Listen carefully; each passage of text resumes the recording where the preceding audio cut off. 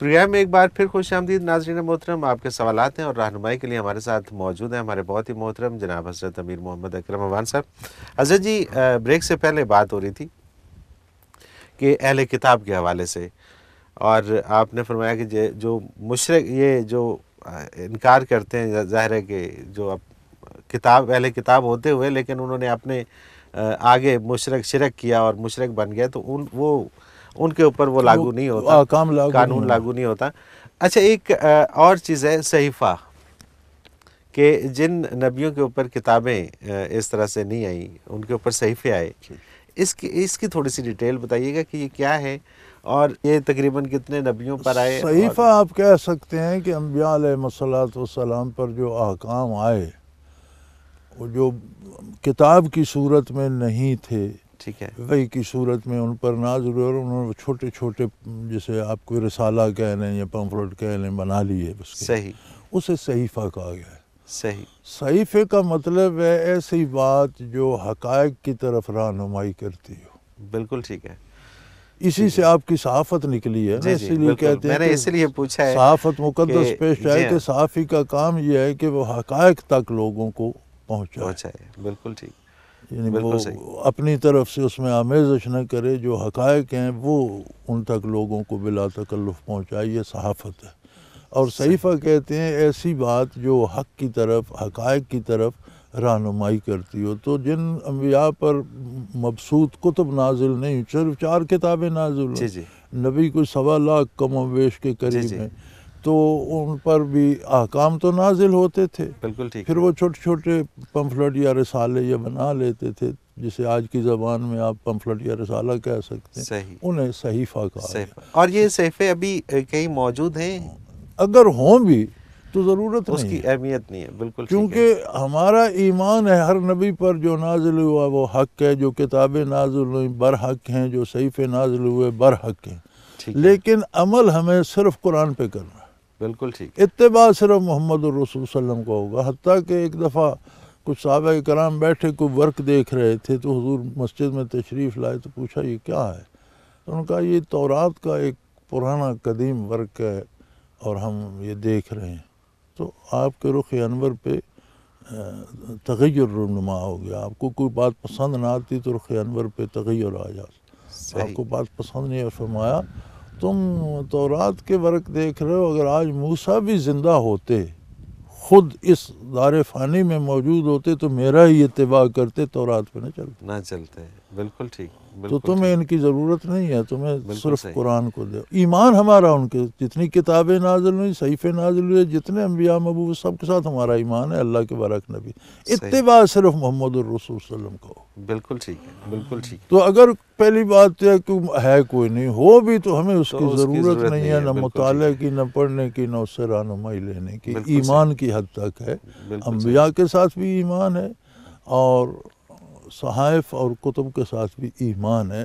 اتباع قرآن کا ہوگا، محمد الرسول صلی اللہ علیہ وسلم کا. صحیح. اور یہ جو اہل کتاب کہا گیا کہ جی ہندو اہل کتاب ہیں، نہ غلط. ہندو خود اس بات کا دعویٰ نہیں کرتے کہ ہماری کتاب آسمانی ہے. وہ کہتے ہیں فلاں مصنف ہے، اس نے لکھی ہے. بالکل ٹھیک ہے. تو ہم کیوں ان کی مطلب ان کو اتنا اوپر لے جانے، کیا ان سے تعلقات بہتر کرنا چاہتے ہیں؟ کیا چاہتے ہیں ہم اسلام کی اہمیت و عظمت سے ناآشنا ہیں. صحیح.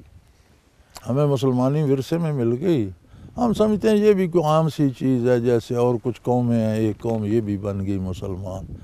اسلام ہے کیا اور اس کی عظمت کیا ہے یہ ہم جانتے نہیں. بالکل ٹھیک ہے. بالکل صحیح ہے. اسلام ایک وہ فلسفہ حیات ہے جس نے کامن مین کو، دا مین فرام دا اسٹریٹ، جسے کوئی نہیں پوچھتا، صحیح بات، اسے اللہ کے روبرو کھڑا کر دیا، اور وہ ذاتی طور پر اللہ سے باتیں کر رہا ہے.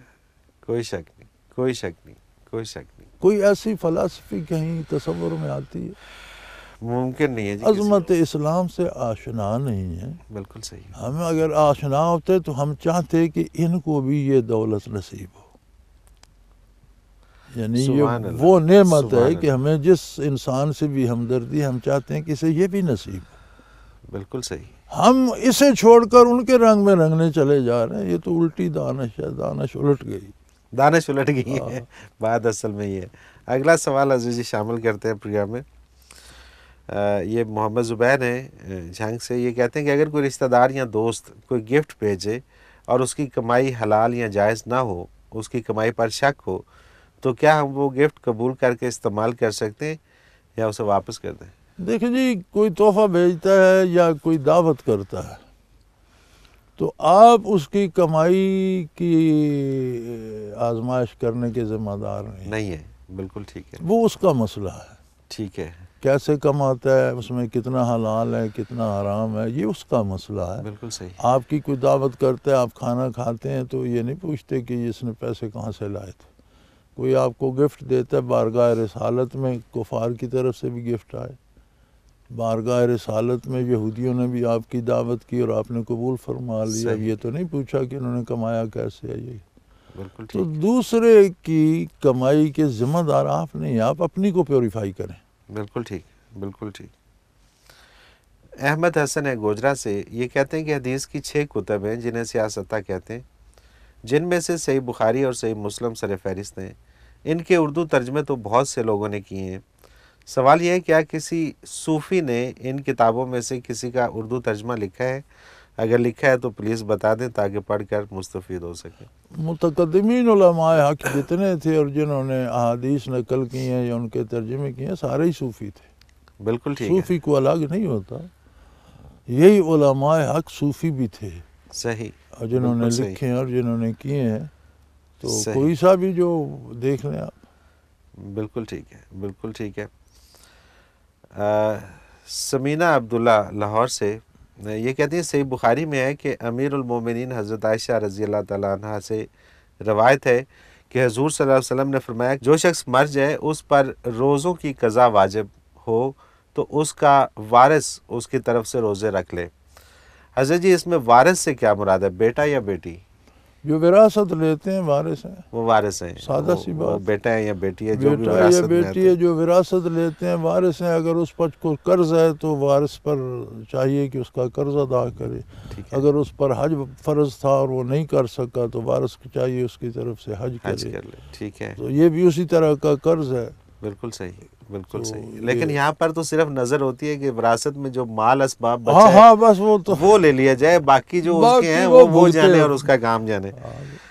ایک اور سوال ہے جی، یہ انہوں نے نام نہیں لکھا، کیا والد کی قبر کا بوسہ لے سکتے ہیں؟ نہیں، قبروں کا بوسہ شرعاً جائز نہیں۔ شرعاً جائز نہیں ہے۔ والد کو تو زندگی میں کوئی نہیں پوچھتا قبر کے بوسے سے کیا ہو، والد کی خدمت جب وہ بیمار ہے، جب وہ اللہ، زندہ ہے، ضرورت مند ہے، تب کریں۔ بالکل صحیح، بالکل صحیح۔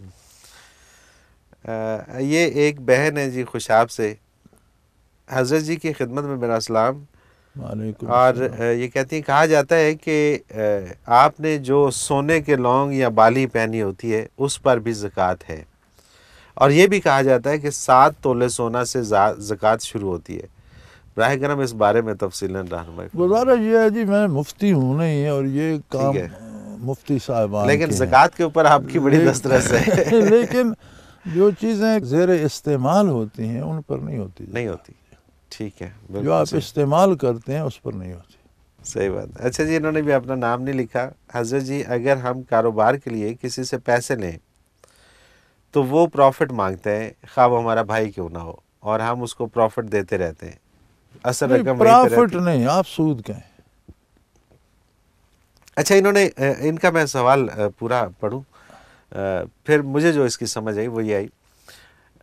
ان کا مقصد یہ ہے، یہ کہتے ہیں کہ اگر ہم کسی سے مطلب رشتہ دار سے یا بھائی سے پیسے لے کے ہم کاروبار شراکتی بنیادوں پہ اگر شروع کر لیتے تو ہیں، اس میں جو نفع آتا ہے اس اچھا، کا اس حصہ میں- اگر وہ مانگتا ہے تو یہ اس کا حق ہے، یہ اس کا حق ہے۔ اسے دینا۔ اب ان کا سوال یہ ہے، یہ کہتے ہیں کہ وہ تو ہم نے دیتے ہی رہنا ہے ساری عمر، ہاں، تو اب آپ- یہ چاہتے ہیں نہیں تو آپ نے ساری عمر اس کے پیسے بھی تو استعمال کرنے، اب یہ چاہتے ہیں کہ ہم اگر بینک سے پیسے لے لیں تو بینک کو ہم وہی جو پروفٹ شیئر ہم اس کو دے رہے ہیں وہ ہم بینک قسط میں پرافٹ نہیں لیتا۔ وہ کہتے ہیں کہ ہم وہ قسط جو ہے وہ بینک کی دیتے رہتے ہیں تو ایک دن وہ ختم ہو گزارش جائے گا۔ یہ ہے کہ آپ پرافٹ جو دیتے ہیں شراکت پہ، پرافٹ ہوتا ہے تو دیتے ہیں، ٹھیک ہے، نقصان ہوتا ہے تو نقصان بھی اس کے اتنے پیسے کاٹتے ہیں پیسے کہ کاٹ- نقصان ہو۔ بینک نقصان کا ذمہ دار نہیں بنتا، بینک صرف پرافٹ لیتا، آپ کو پرافٹ ہو یا نہ ہو، بالکل آپ کو 100 روپے ہو گئے، بینک نے 10 لینے، اس نے 10 ہی لینے، صحیح، آپ کو 10 روپے نقصان ہوگا، اس نے اپنے یہ سود ہے، فکس بالکل رقم ہر حال میں لینا جو بینک لیتا ہے یہ سود ہے۔ صحیح، جو شراکت دار آپ کے ساتھ شراکت کرتے ہیں اسے آپ پرافٹ ایک مہینے میں 10 روپے آئے ہیں تو اسے 5 دیتے ہیں یا 4 دیتے ہیں، جس نے اس کا حصہ ہے۔